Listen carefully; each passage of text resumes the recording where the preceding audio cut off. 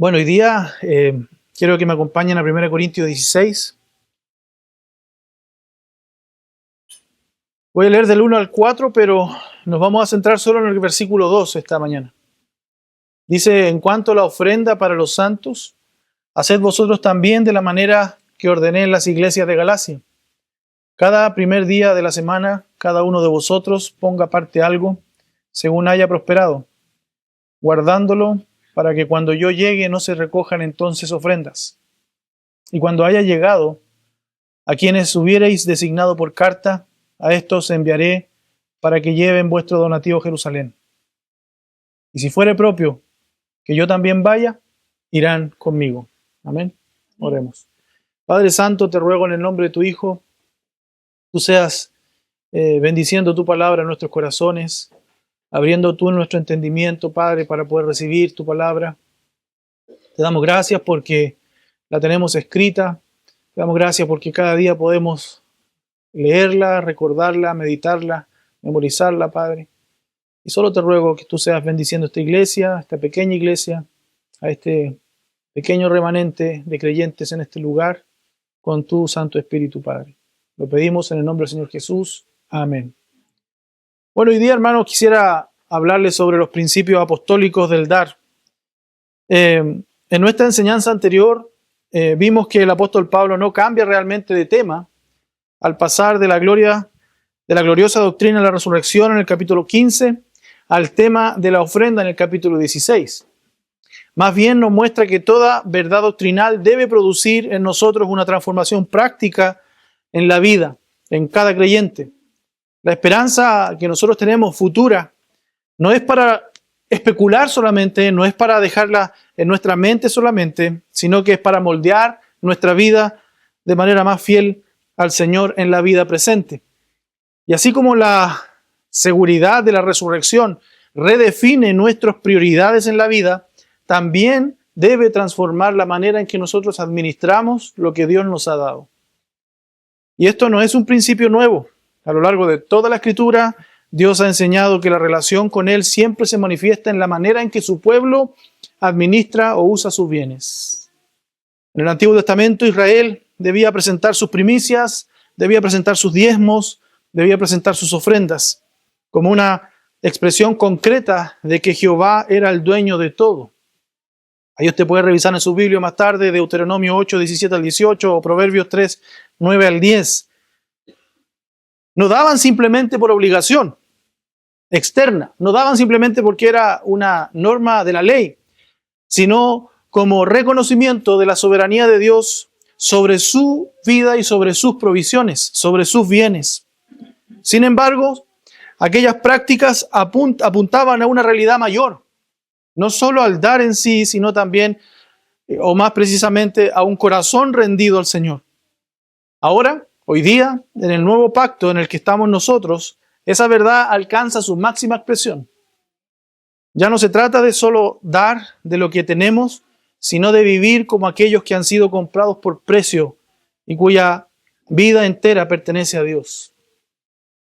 La ofrenda, hermano, entonces no es simplemente un tema financiero, no es un tema económico, no es un tema numérico, sino que es una evidencia concreta de un corazón transformado por el Evangelio. Es una expresión de comunión con los santos y además es una inversión consciente en lo eterno. Hoy día ya no nos remitimos al 10% que el Antiguo Testamento establecía como norma, sino más bien hoy día nos entregamos por completo al Señor. Quisiera partir con una ilustración. El Señor siempre ha usado en su palabra, bueno, lo reveló con el apóstol Pablo en el libro de Efesios, el misterio del matrimonio, ¿cierto? De Cristo y la iglesia.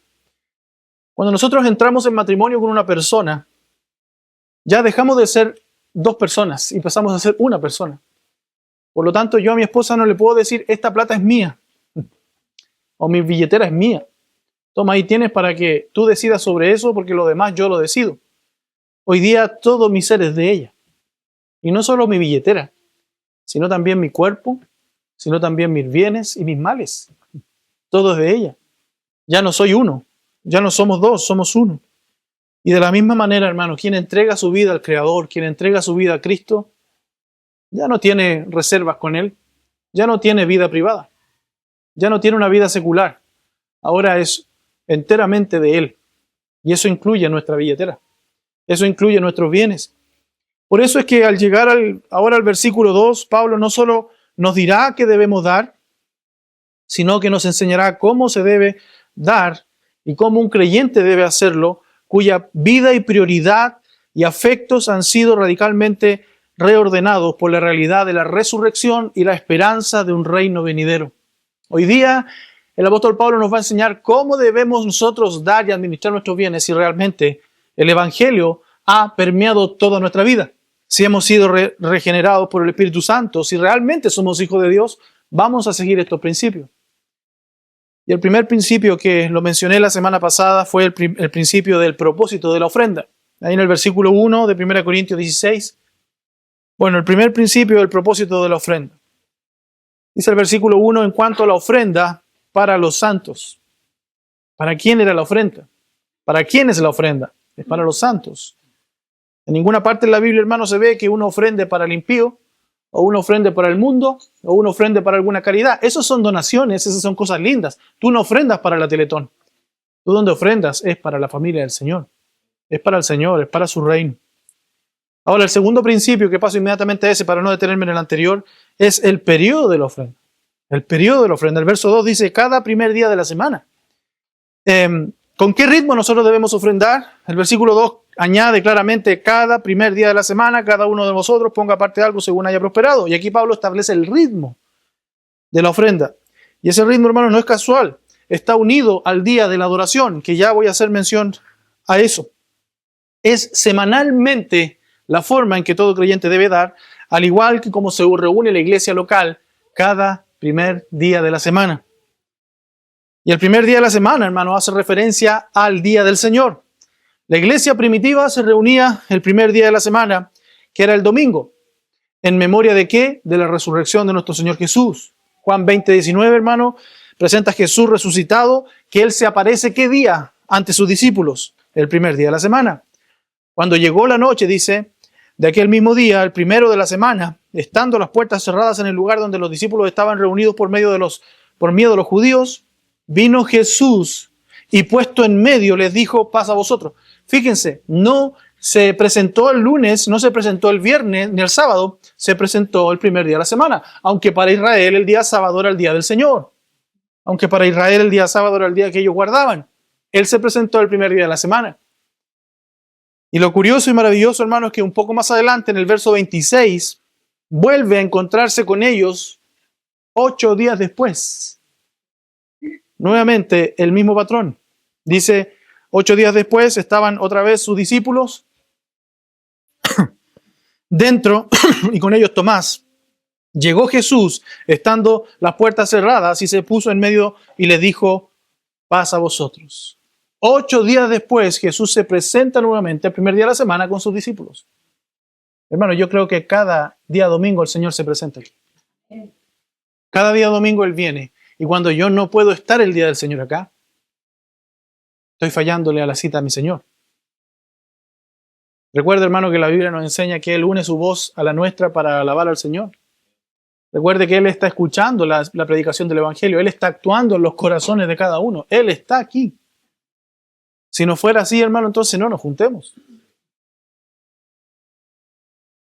En Apocalipsis también, en Hechos 27, los discípulos se reúnen el primer día de la semana a partir el pan. Dice, el primer día de la semana, reunidos los discípulos para partir el pan, Pablo les enseñaba, habiendo de salir al día siguiente, y alargó el discurso hasta la medianoche.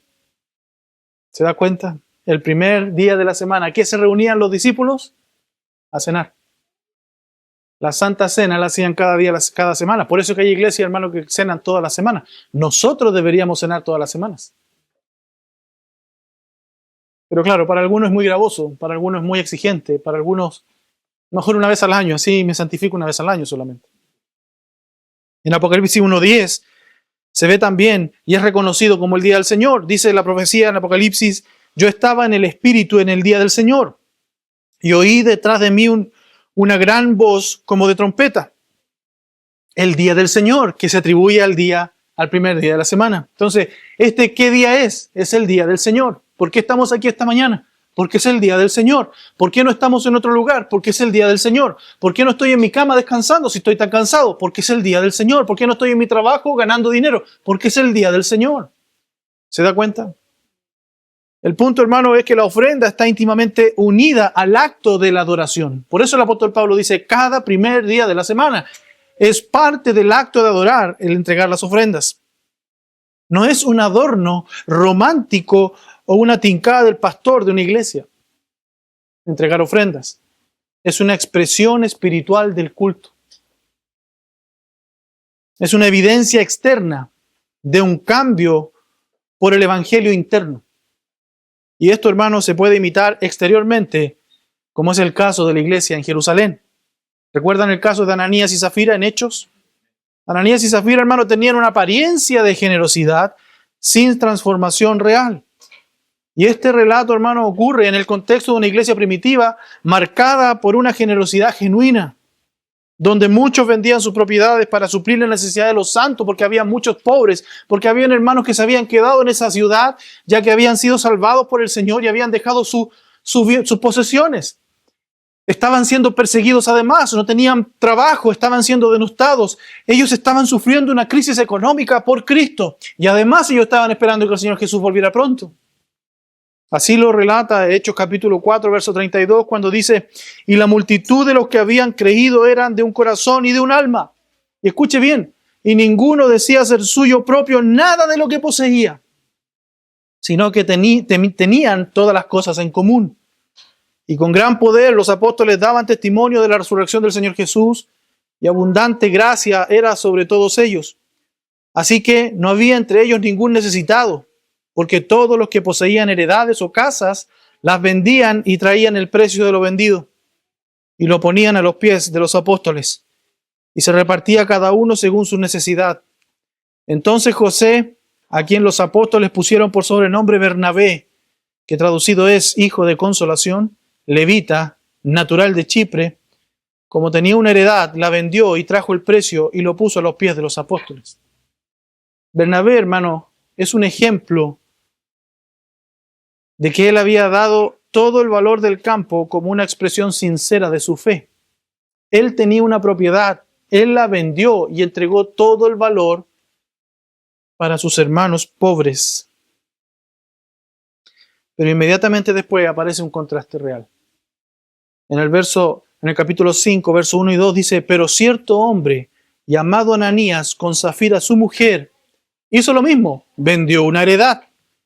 ¿Y qué hizo? Y sustrajo del precio, sabiéndolo también su mujer, y trayendo solo una parte, la puso a los pies de los apóstoles. Exactamente, hermano, parece el mismo acto, exteriormente es lo mismo. Bernabé vendió su heredad y su propiedad y la entregó a los apóstoles, y los apóstoles administraban esa riqueza para dar a la iglesia, a los hermanos necesitados. Y Ananías y Zafira lo que hicieron fue imitar esa actitud o ese comportamiento. Era aparentemente el mismo, externamente lo mismo, vender y dar, pero internamente es completamente diferente. El problema, hermano, es que había una imitación externa sin una regeneración interna. Ananías y Zafira quisieron parecerse como los creyentes transformados, pero sin serlos realmente. Y ojo, hermano, no estaban obligados a darlo todo. Eso lo deja claro el apóstol en el verso 4, cuando dice, reteniéndola, no se te quedaba a ti y vendida, no estaba en tu poder. ¿Por qué pusiste esto en tu corazón? No has mentido a los hombres, sino a Dios. Reteniéndola, no se te quedaba a ti. ¿Sabes, hermano? Dios nunca nos ha pedido las riquezas. Dios nunca le pidió a Ananías que él vendiera la propiedad y la diera. Él lo que hizo fue tratar de imitar una conducta piadosa, pero sin un corazón piadoso. Esa imitación externa, sin regeneración, hermano, es porque ellos quisieron parecerse a un creyente transformado, pero sin serlo realmente. Estaban llamados no a dar todo lo que ellos tenían, sino que estaban llamados a la verdad y a la integridad. Y el pecado, hermano, no fue retener parte del dinero. El pecado fue mentir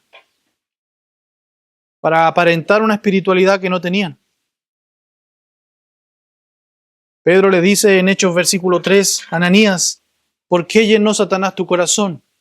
Y no le dice para retener el precio de la heredad, para quedarte con una parte, sino le dice para que mintieses al Espíritu Santo y sustrajeses del precio de la heredad.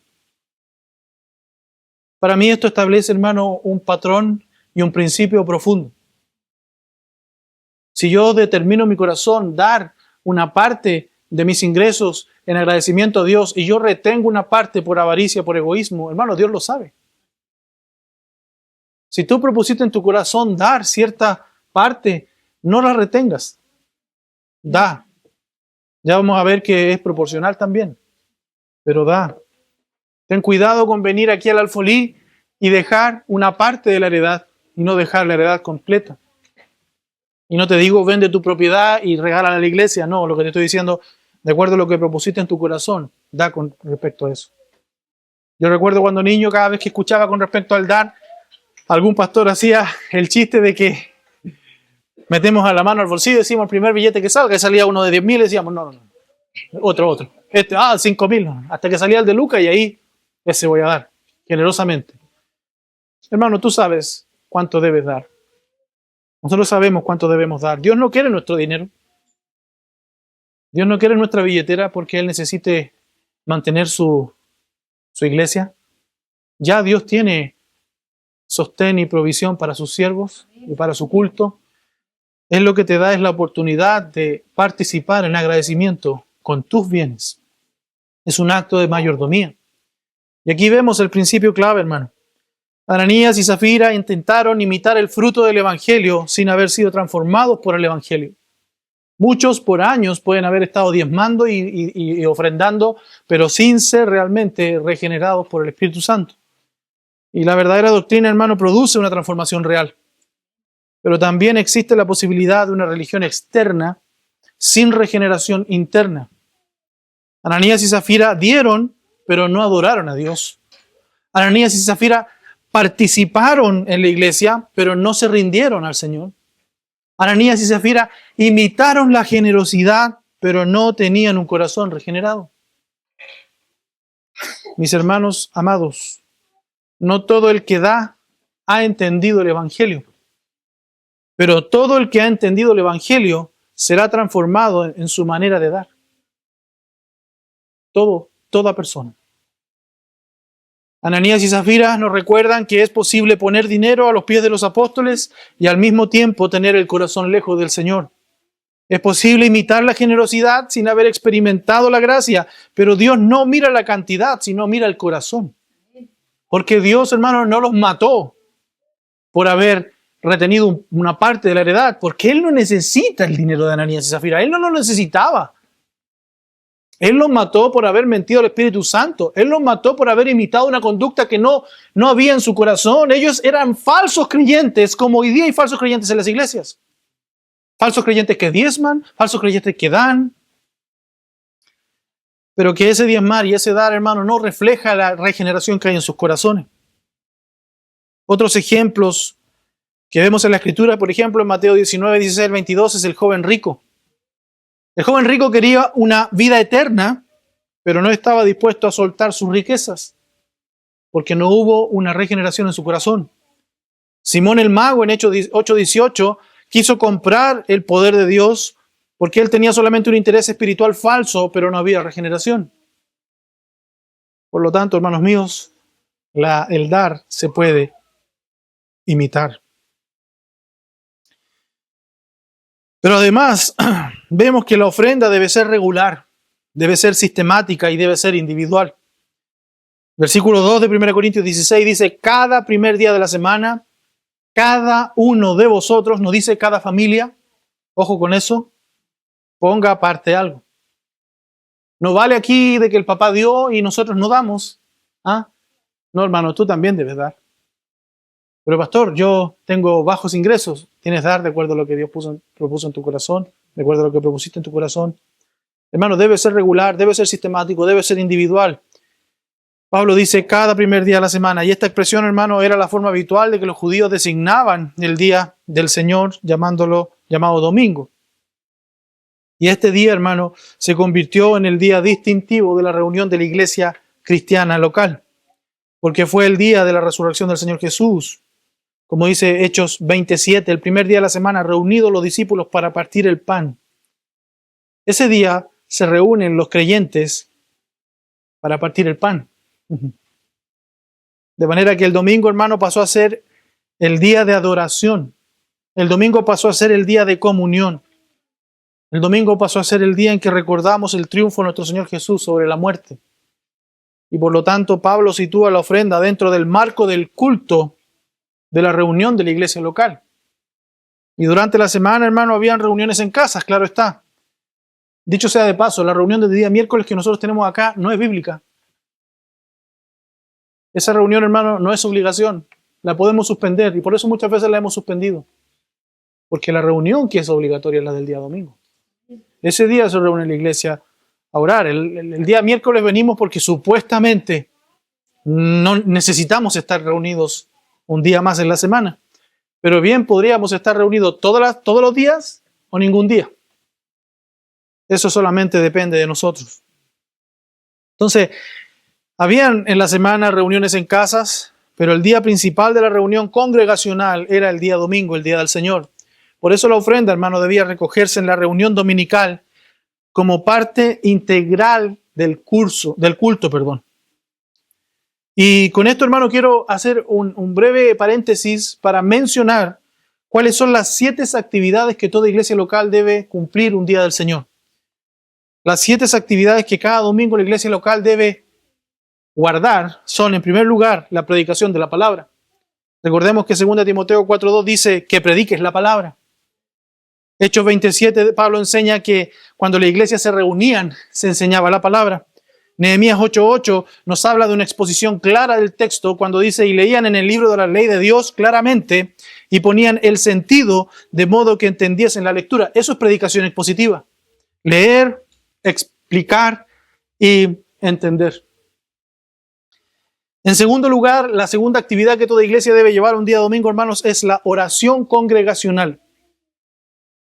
1 Timoteo 2:1-2 vemos la instrucción del apóstol Pablo a este joven pastor diciéndole, exhorto ante todo que se hagan rogativas, oraciones, peticiones y acciones de gracias por todos los hombres. La oración debe ser por todos, por los reyes y por todos los que están en eminencia, para que vivamos quieta y reposadamente en toda piedad y honestidad. La iglesia debe orar de manera congregacional por su presidente, por sus ministros, por sus diputados, por sus senadores, por sus alcaldes, por sus policías, por sus pastores. En segundo lugar, la Biblia enseña en Hechos 2:42 que perseveraban en las oraciones. Dice, y perseveraban en la doctrina de los apóstoles, en la comunión unos con otros, en el partimiento del pan y en las oraciones. Hablando de la reunión congregacional de la iglesia. Además, la tercera actividad que toda iglesia debe llevar a cabo el día domingo del Señor es la alabanza congregacional. Libro de Colosenses, capítulo 3, verso 16, el apóstol Pablo dice, la palabra de Cristo more en abundancia en vosotros, enseñándoos y exhortándoos unos a otros en toda sabiduría. Es decir, ahí está la enseñanza. Pero fíjese lo que dice luego, cantando con gracia en vuestros corazones al Señor con salmos e himnos y cánticos espirituales. ¿Por qué cantamos? No porque es choro cantar. Un culto sin cántico es fome. No cantamos por eso, hermano. Cantamos porque es parte de lo que debe hacer una iglesia en un culto congregacional. Efesios 5:18 dice, no os embriaguéis con vino, en lo cual hay disolución, antes bien sed llenos del Espíritu, hablando entre vosotros con salmos, con himnos y cánticos espirituales, cantando y alabando al Señor en vuestros corazones. Debemos perseverar en la alabanza. La alabanza es importante en una iglesia. El canto, hermano, no es entretenimiento. El canto es teología cantada. Por lo tanto, debemos nosotros cuidar el cántico en nuestra iglesia. Cuidar también el corazón de aquellos que están en el cántico en nuestra iglesia. Ustedes deben orar por aquellas Damas que están cantando, ustedes deben orar por aquella dama que está tocando el instrumento. Porque si no hay piedad en su vida en la semana, hermano, ¿qué vamos a presentar al Señor? ¿Olor fragante o olor a inmundo? Así como un pastor o un predicador se debe consagrar para presentarse al Señor el día domingo y presentar a su pueblo la palabra de Dios, es así como también nosotros debemos prepararnos para presentar al Señor esa alabanza congregacional, con corazones limpios, con labios limpios que invoquen su nombre. No puedo estar en la semana hablando garabatos, inmundicia, y el fin de semana pretendiendo alabar a Dios con mi boca. La cuarta actividad que toda iglesia debe llevar a cabo el día del Señor, hermano, es la lectura de la Escritura. 1 Timoteo 4:13 le dice el apóstol Pablo al joven Timoteo, ocúpate en la lectura. Y no está hablando de la lectura privada, sino que está hablando de la lectura pública, porque luego agrega exhortación, enseñanza. Es decir, todo lo que él hace en la iglesia, el anciano debe leer la Escritura. El anciano debe exhortar a la iglesia. El anciano debe enseñar. Ocúpate en eso, le dice el apóstol Pablo. La palabra no solo se predica, sino que también se lee públicamente, hermano. Y la palabra leída tiene un poder increíble. Amén.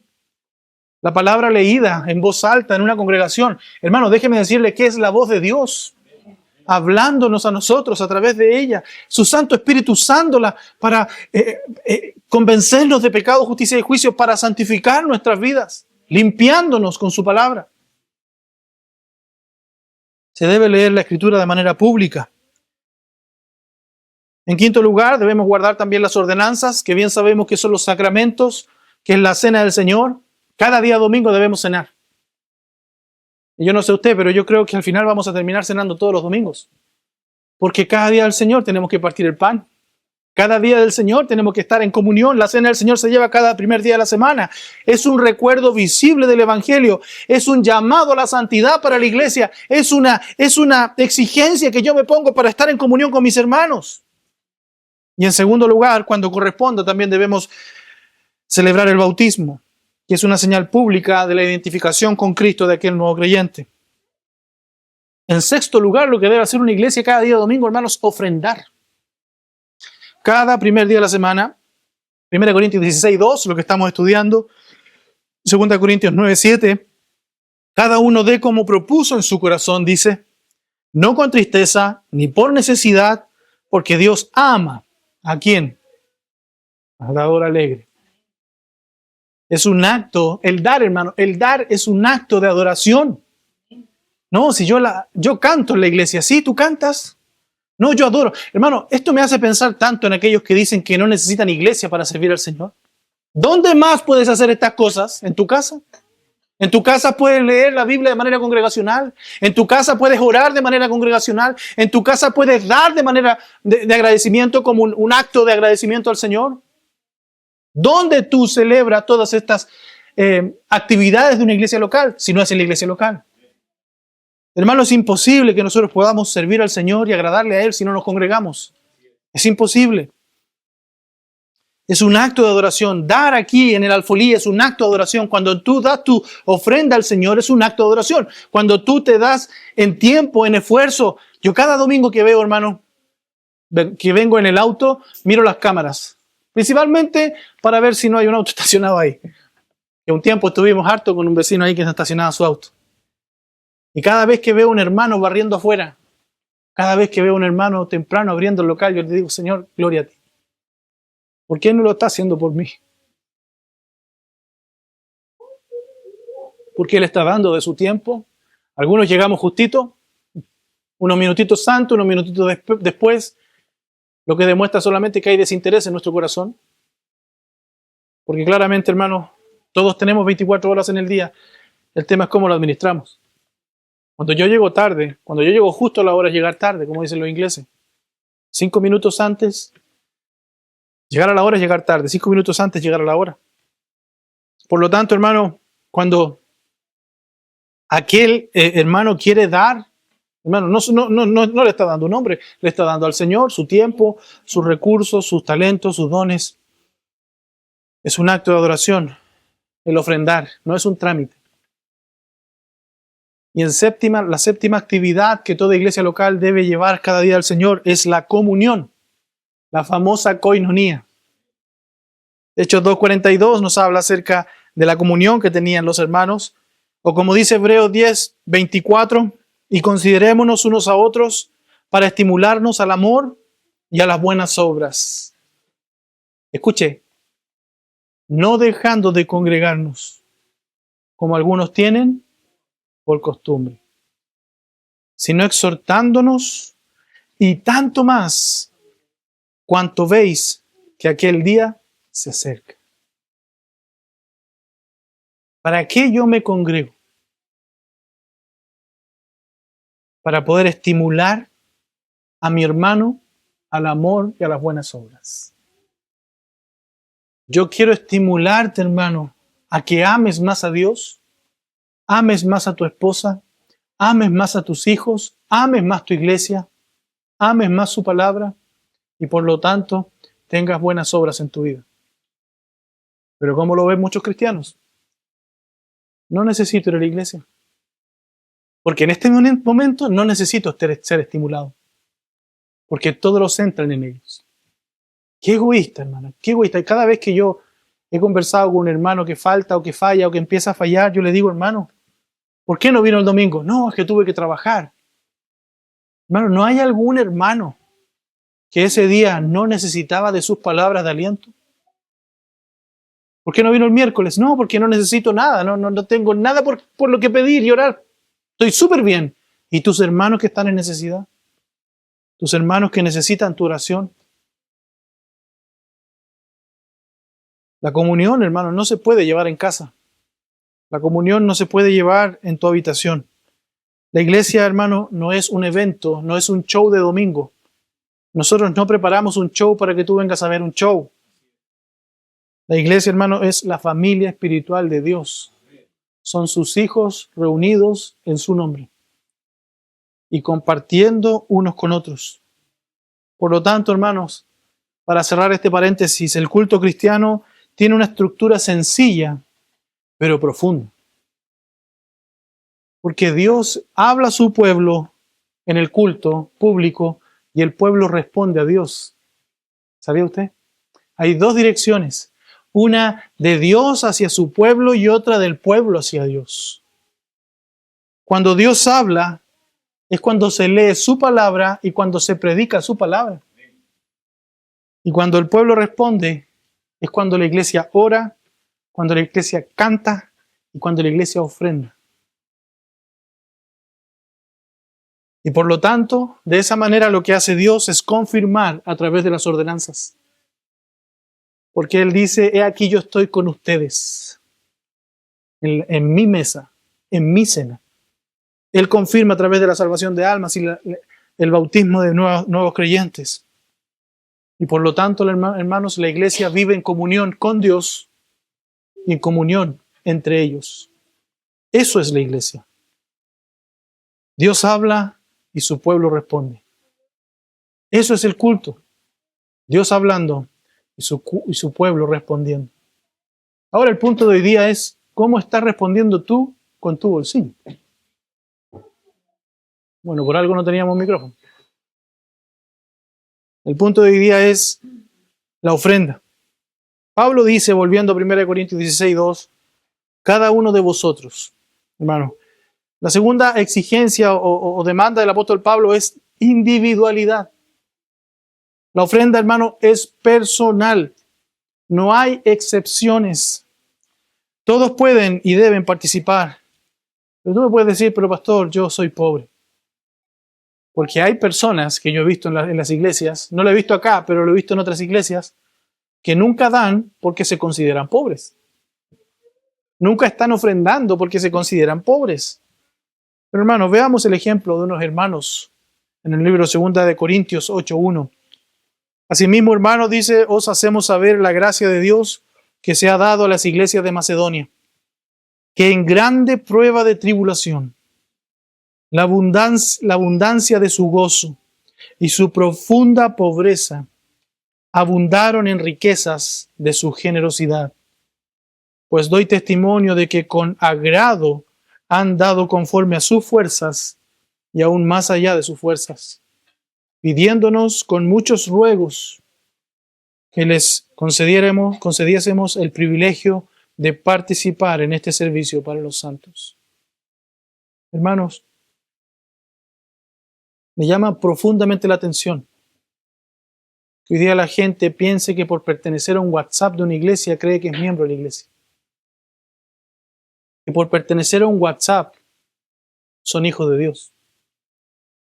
Cuando en realidad, hermano, el ser hijo de Dios es realmente haber sido regenerado por el Espíritu Santo. Pablo no exagera cuando dice que en su profunda pobreza, hermano, usa una expresión griega muy fuerte, que es la palabra ptocheia, que significa pobreza extrema.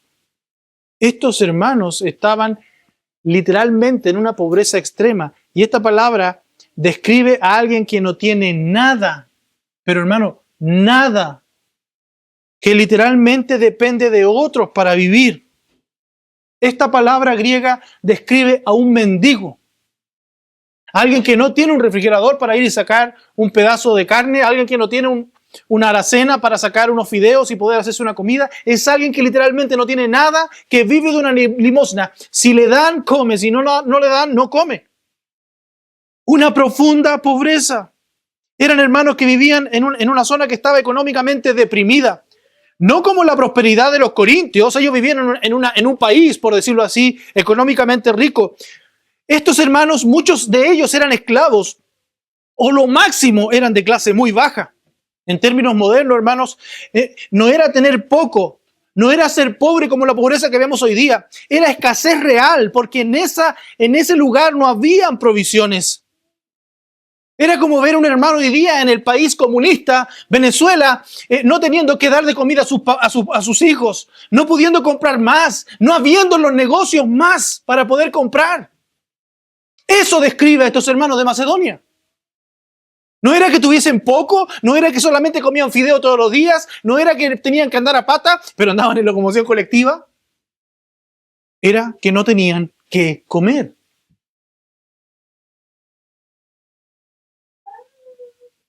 Y el texto dice, hermano, en grande prueba de tribulación. ¿Y esto sabe lo que incluye? Estos hermanos que estaban en una profunda pobreza, que eran mendigos literalmente, además estaban siendo atribulados porque ellos estaban siendo socialmente rechazados por ser cristianos. Recuerde que la iglesia estaba siendo perseguida. Ellos habían perdido sus trabajos por ser cristianos. Ellos habían perdido sus negocios y sus empresas por ser cristianos. A ellos les habían confiscado bienes, como dice el libro de Hebreos 10:34, porque de los presos también os compadecisteis, y el despojo de vuestros bienes sufristeis con gozo, sabiendo que tenéis en vosotros una mejor y perdurable herencia en los cielos. Les habían confiscado sus bienes, les habían confiscado sus casas, les habían confiscado sus empresas. Para estos hermanos, el ser cristiano era costoso económicamente. Pero aún así, dice la Escritura, abundaron en riquezas de su generosidad. Con agrado han dado conforme a sus fuerzas, que son pocas, y aún más allá de sus fuerzas. Escucha, hermano, esto, pidiéndonos con muchos ruegos que les concediésemos el privilegio de participar en este servicio para los santos. Un mendigo, dándote a ti que tienes casa. Un mendigo ofrendándote a ti que vas en tu auto, cómodamente manejando. Pero ellos con muchos ruegos, hermanos, déjennos participar. ¿Y cómo puede suceder esto, hermano? ¿Cómo puede suceder esto si están pasando por una profunda pobreza? Solamente porque sus corazones habían sido regenerados por el Espíritu Santo. Porque el que no da es porque es un egoísta. Porque su corazón no ha sido regenerado. Porque su vida entera no ha sido entregada al Señor. La ofrenda, hermano, no es solo un acto de apoyo económico. Es también un acto de fe. Y eso lo vemos en la viuda que dio sus 2 blancas. Dice Marcos 12:41, estando Jesús sentado delante del arca de la ofrenda.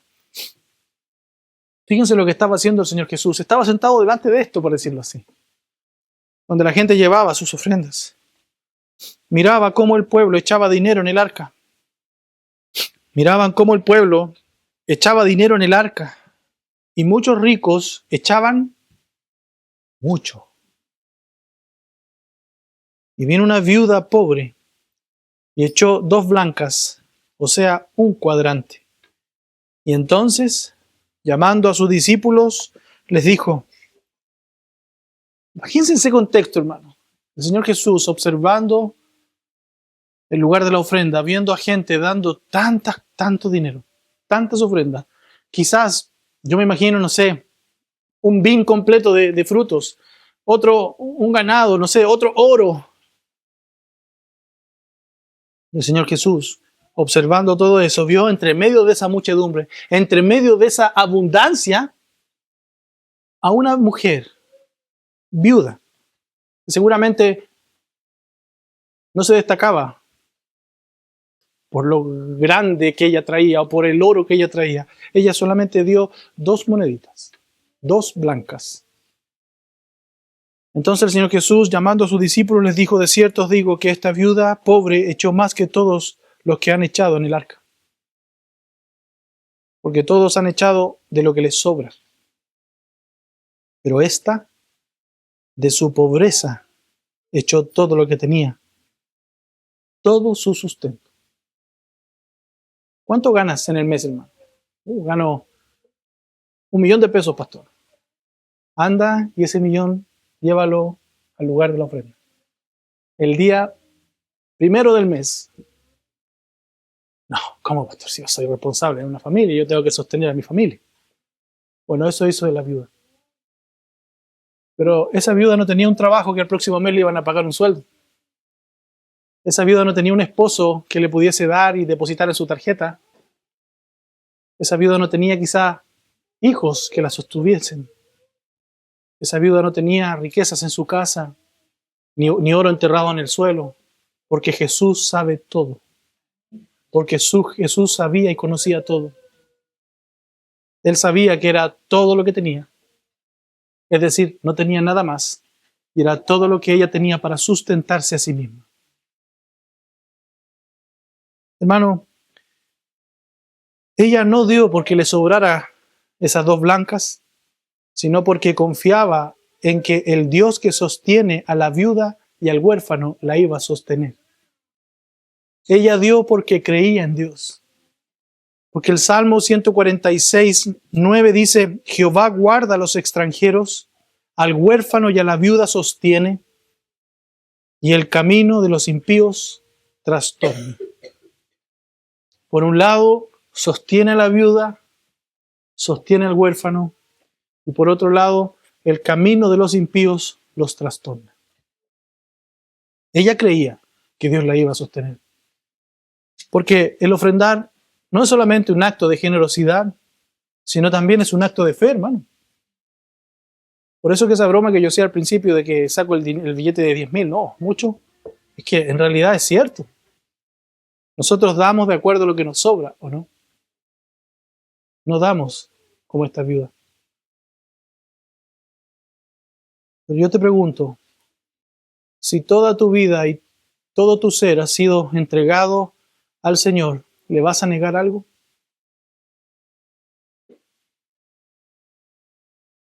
No ofrendamos para comprar bendiciones, sino para honrar al Señor con lo mucho o lo poco que Él nos ha concedido. La ofrenda, hermano, debe ser personal. La ofrenda no es congregacional, en cierta manera. No es que la iglesia da. No, eso es una práctica muy fea. Yo por años, hermano, he rechazado esa práctica cuando hay una necesidad en algún lugar y nosotros como iglesia ya, ¿cuánto vamos a dar? ¿Cuándo hay las arcas? Tanto, demos de eso. No. La ofrenda debe ser personal. Cada uno dé aparte algo, ponga aparte algo y dé. Así, con la gracia del Señor, hemos comprado el local. Así hemos ampliado nuestro local. Así hemos hecho tantas cosas con un corazón generoso. Hermano, y déjeme decirle que Dios no le ha quedado debiendo nada a nadie. Amén. A nadie.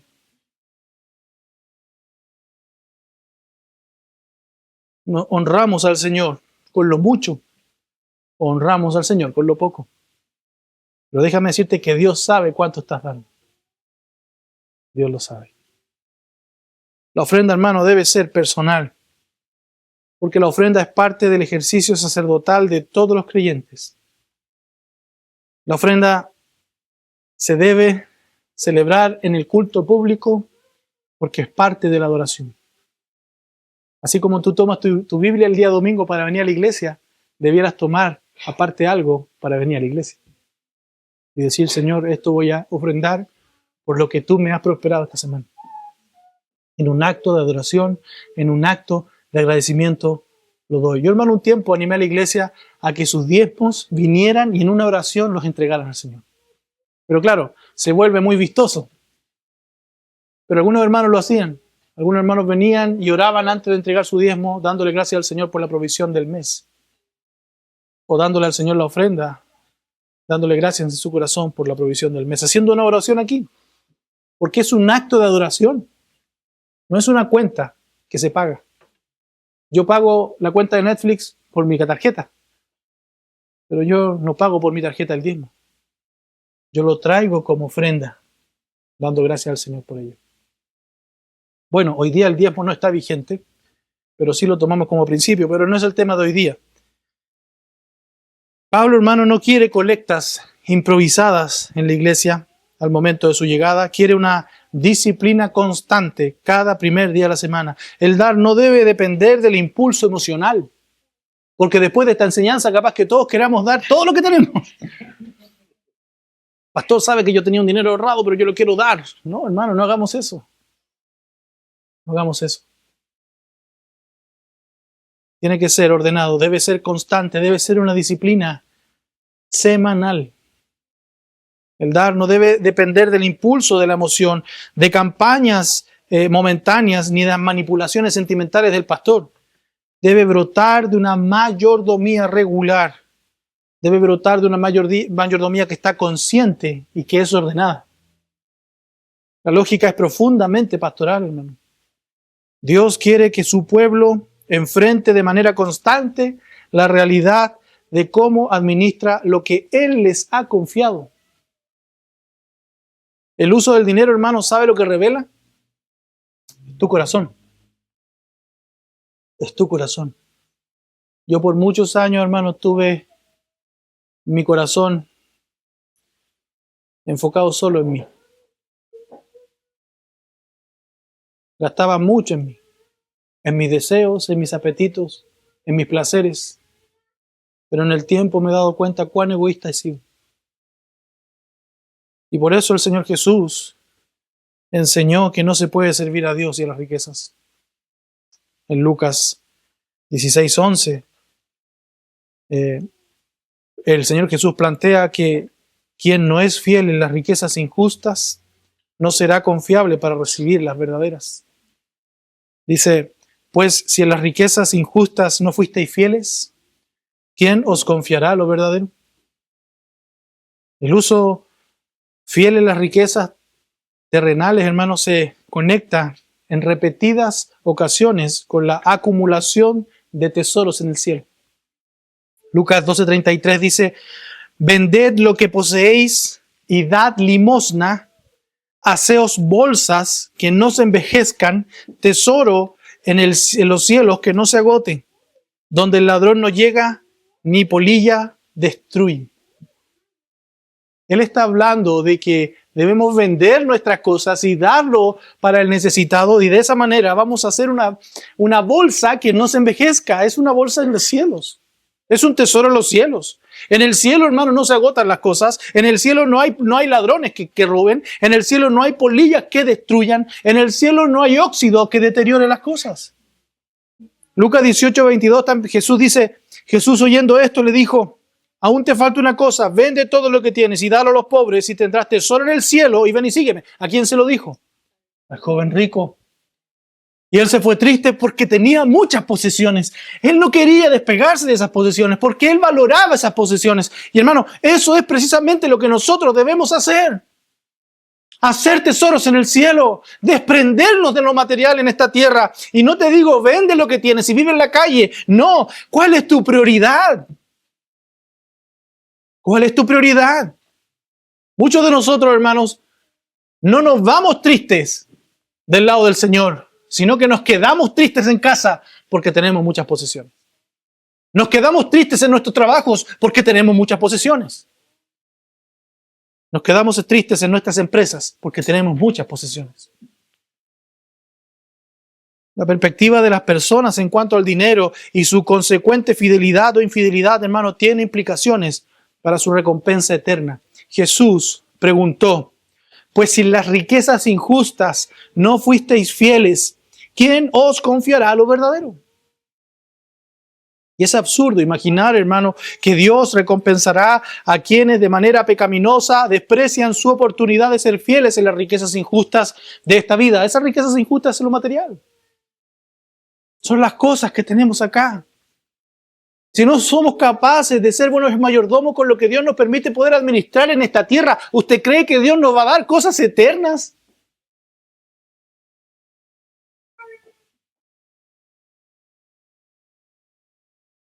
Aquellos que no invierten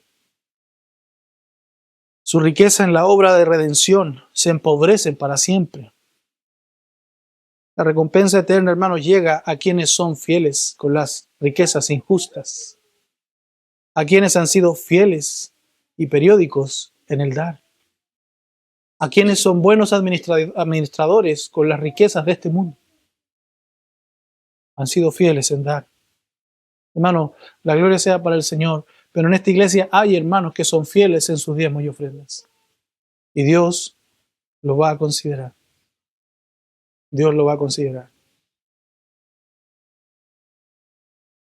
Jesús también preguntó, después de la pregunta que hizo en Lucas 16, 12, y si en lo ajeno no fuisteis fieles, ¿quién os dará lo que es vuestro? Te preguntas tú, ¿es mi sueldo? ¿Es mi casa? ¿Es mi auto? ¿Es mi tiempo? ¿Es mi cuerpo? Cuando en realidad todo lo que tenemos acá es de Él. Es su sueldo, es su casa, es su auto, es su cuerpo porque es templo de Él. Es su tiempo porque yo le pertenezco a Él. Si en lo ajeno no fuisteis fieles, ¿quién os dará lo que realmente es vuestro? La pregunta del Señor da a conocer la importancia de la mayordomía. Reconocer que todo lo que tenemos le pertenece a Dios y que somos responsables de manejarlo para su gloria. El Señor Jesús dice en Mateo 25, 14, porque el reino de los cielos es como un hombre que yéndose lejos llamó a sus siervos y les entregó sus bienes. A uno dio 5 talentos, y a otro 2, y a otro 1, a cada uno conforme a su capacidad, y luego se fue lejos. Hermano, dicho sea de paso, si yo no tengo tanta riqueza, si Dios no me ha añadido tanta riqueza en mi vida como quisiera, tenga seguro que Dios no me la dio porque no soy capaz. Porque no soy capaz. Porque no me dio 2 talentos ni 5 talentos, me dio 1. Bueno, de ese 1 tienes que ser buen mayordomo. Pero ¿qué pasa con nosotros? Queremos tener 5. Y queremos más. Y más. Y hermano, el ojo nunca se cansa de ver. Dice verso 16, y el que había recibido 5 talentos fue y negoció con ellos y ganó otros 5 talentos. Asimismo, el que había recibido 2, ganó también otros 2. Pero el que había recibido 1 fue y cavó en la tierra y escondió el dinero de su señor. Después de mucho tiempo, vino el señor de aquellos siervos y arregló cuentas con ellos. Y llegando al que había recibido 5 talentos, trajo otros 5 talentos, diciendo, Señor, 5 talentos me entregaste, aquí tienes, he ganado otros 5 talentos sobre ellos. Y su señor le dijo, bien, buen siervo y fiel, sobre poco has sido fiel, sobre mucho te pondré, entra en el gozo de tu señor. Llegando también al que había recibido 2 talentos, dijo: Señor, 2 talentos me entregaste. Aquí tienes, he ganado otros 2 talentos sobre ellos. Su señor le dijo: bien, buen siervo y fiel, sobre poco has sido fiel, sobre mucho te pondré. Entra en el gozo de tu señor. Pero llegando también el que había recibido 1 talento, dijo: Señor, te conocía que eres hombre duro, que ciegas donde no sembraste y recoges donde no esparciste. Por lo cual tuve miedo y fui y escondí tu talento en la tierra. Aquí tienes lo que es tuyo. Respondiendo su señor le dijo: siervo malo y negligente, sabías que ciego donde no sembré y que recojo donde no esparcí. Por tanto, debías haber dado mi dinero a los banqueros, y al venir yo hubiera recibido lo que es mío con los intereses. Quitadle, pues, el talento y dadlo al que tiene 10 talentos, porque al que tiene le será dado, y tendrá más, y al que no tiene, aun lo que tiene, le será quitado. Hermano, esta parábola tiene muchas enseñanzas, pero una que a mí me marca, me golpea el corazón, es que al que tenía 5 y al que tenía 2, y que duplicaron lo que el Señor les dejó como mayordomos, les termina diciendo: bien, buen siervo y fiel, sobre poco has sido fiel, sobre mucho te pondré. Pero esa parte no me estremece como la que sigue a continuación. Entra en el gozo de tu Señor. Pero al tercero, que excavó en la tierra y guardó ese talento porque él conocía que el Señor era rudo, era duro, era exigente. Como muchos hoy día, hermanos, dicen: no, Dios es exigente. No, su palabra es exigente. No, es que nosotros no queremos estar bajo esa norma. No, es que es mucha la piedad. Le dice: siervo malo y negligente. Y en ningún momento le dice: entra en el gozo de tu Señor. Porque él no era su Señor. Él no era su Señor. Porque si hubiese sido su Señor, él lo hubiese conocido. Porque el Señor le dice: tú sabes que yo ciego donde no sembré. Yo recojo donde no esparcí. Tú me conocías. Sabes lo poderoso que soy. Pero aún así no fuiste capaz de entregar ese talento a los banqueros para que me dieran los intereses y no perdiera plata, porque al final perdió el dinero, perdió ese talento, perdió dinero en el tiempo que estuvo lejos. Hermano, nuestras riquezas pueden ser perdidas en este mundo si no las administramos como debemos administrarlas. Podemos ser tan negligentes como este hombre, excavando en tierra y guardando, atesorando, porque eso es atesorar. Muchos de nosotros, hermanos, podemos tener las cuentas bancarias llenas de dinero, pero ¿y qué? Si Dios viene a pedir tu alma esta noche.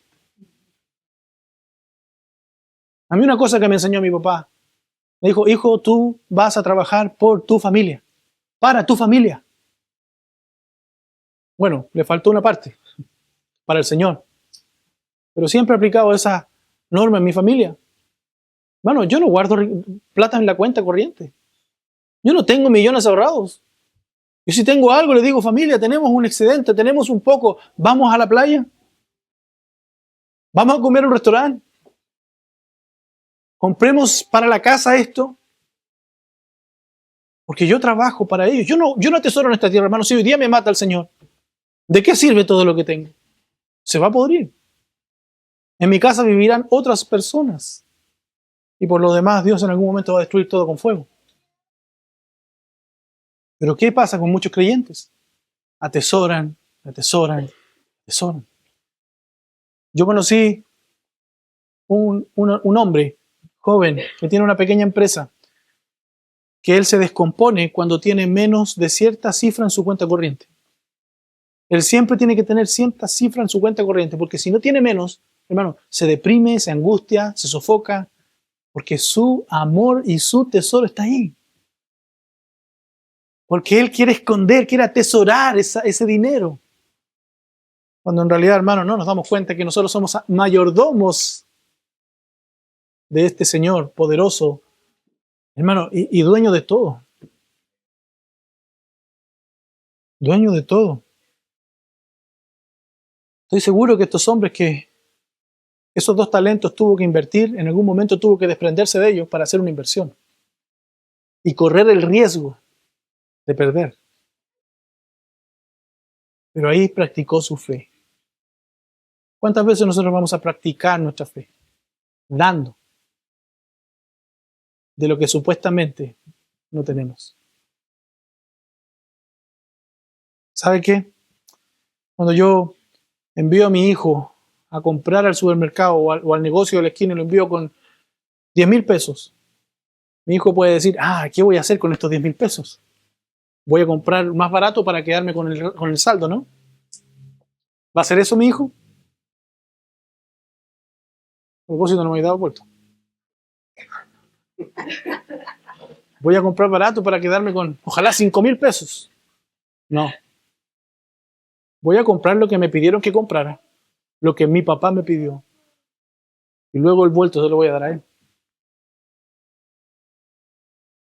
Y nosotros toda la vida vivimos con las riquezas pensando que son nuestras y son del Señor.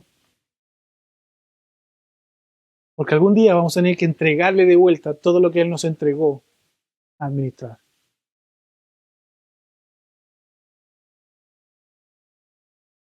Finalmente, hermanos, el Señor Jesús habló de la actitud de los creyentes hacia el dinero según esta relación,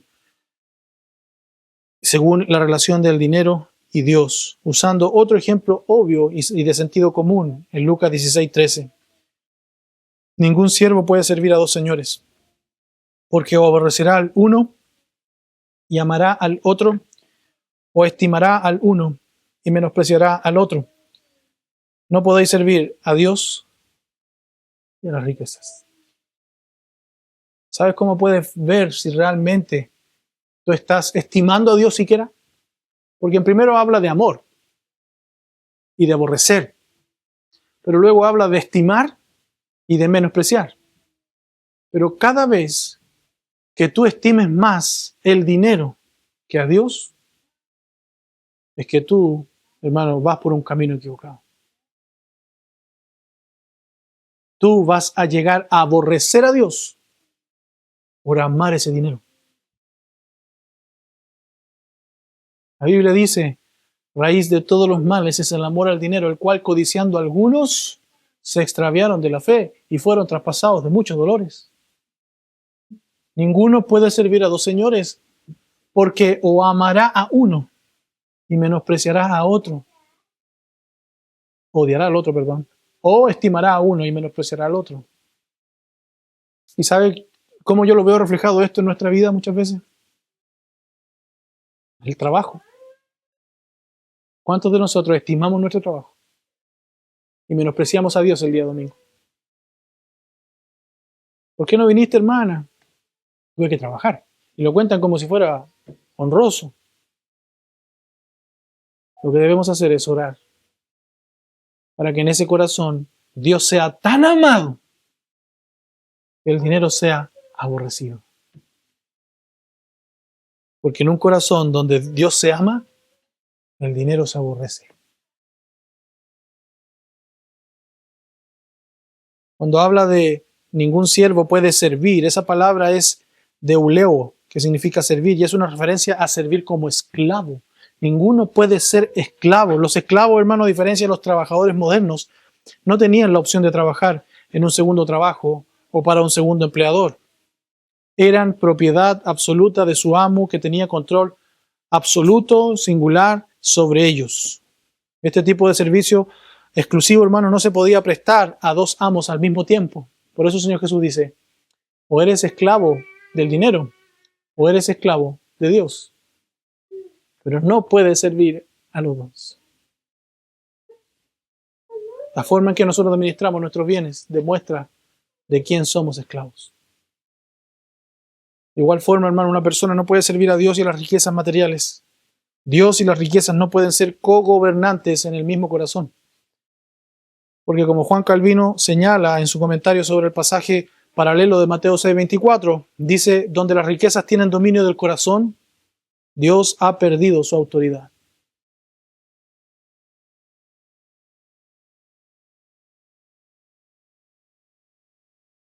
Es por esto, hermano, que estas dos exigencias o estas dos demandas, si están en conflictos, inevitablemente van a producir emociones, inevitablemente van a producir una actitud contradictoria. Aquellos que aman las riquezas despreciarán y les resentirá lo que Dios exige de ellos en relación con el dinero. Pero aquellos que aman a Dios elegirán honrarlo, no haciendo de la riqueza terrenal su amo. En lugar de usar el dinero para gratificar de modo egoísta sus deseos, buscarán administrar el dinero que Él les ha confiado en la salvación de almas para la gloria de Dios. Darán su dinero para su culto, para su obra, y lo administrarán como quienes han de dar cuenta. Entonces la regularidad de dar, hermano, forma parte del discipulado. Soy un buen discípulo si administro lo que Dios me da a administrar. Obliga también a cada creyente a examinar continuamente su corazón. Obliga a cada creyente a examinar sus prioridades. Y por último, a examinar su fidelidad. Voy a llegar hasta aquí solamente porque los veo cansados. Pero vayámonos a nuestras casas, meditando realmente quién es nuestro amo, de quién somos esclavos, quién es nuestro Señor. Si somos infieles en las riquezas injustas, hermano, no lo seremos en las que no lo son. Si somos infieles en las riquezas de otros, no lo seremos en las que son nuestras. Recuerde que la herencia no la recibimos acá, la recibimos allá. Acá solamente administramos lo que no es nuestro. Y lo hacemos como Él quiere. Padre Santo, perdona nuestro pecado, Padre. Perdona nuestra incredulidad. Y ayúdanos, Señor, te lo rogamos, a ser buenos administradores de lo que tú nos has dado, Padre. Te doy gracias por tu palabra y te ruego que haya cabida en cada corazón. Lo rogamos para tu gloria, en el nombre de tu Hijo Jesús. Amén.